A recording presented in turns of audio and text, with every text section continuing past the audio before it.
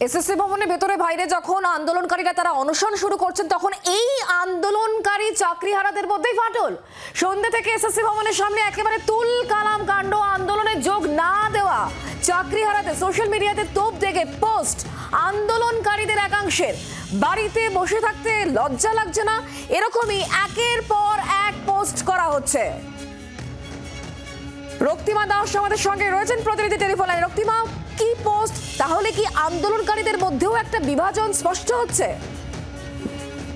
দেখো, একদমই তাই। শুধুমাত্র যারা যারা আন্দোলনে যোগ দিয়েছেন বা কেন যোগ দেননি শুধুমাত্র এই সংক্রান্ত পোস্টই নয়। আজকে আমরা দেখলাম যে যখন এসএসসি ভবনের চেয়ারম্যানের তরফ থেকে তাদেরকে ডেকে পাঠানো হলো, তারা আলোচনায় যেহেতু বসতে চেয়েছিলেন, সেই সময়েও কোন প্রতিনিধিরা যাবেন, কতজন যাবেন, সেই নিয়েও কিন্তু একটা বিভাজন সৃষ্টি হয়েছিল।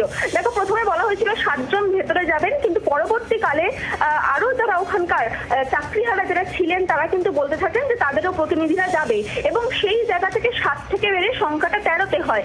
এবং শুধুমাত্র এই 13তে হওয়াই নয়, একেবারে কিন্তু আমরা দেখি যে কতজন ভেতরে যাবে সেইটা নিয়েও কিন্তু নিজেদের মধ্যে একটা বাকযুদ্ধ শুরু হয়, এবং কোন কোন প্রতিনিধিরা যাবেন সেটা নিয়েও একটা আলাদা আলাদা বিভাজন তৈরি হয়।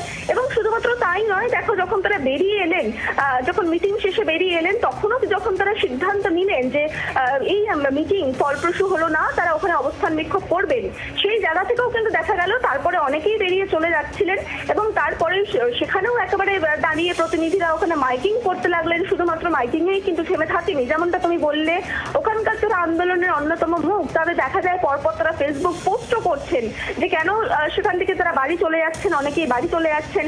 তাহলে এই আন্দোলন যদি তারা একাত্মভাবে না করতে পারে তাহলে কতদূর তা ফলপ্রসূ হবে সেটা নিয়ে কিন্তু প্রশ্ন উঠে যাচ্ছে। শুক্লা, ধন্যবাদ রক্তিমা।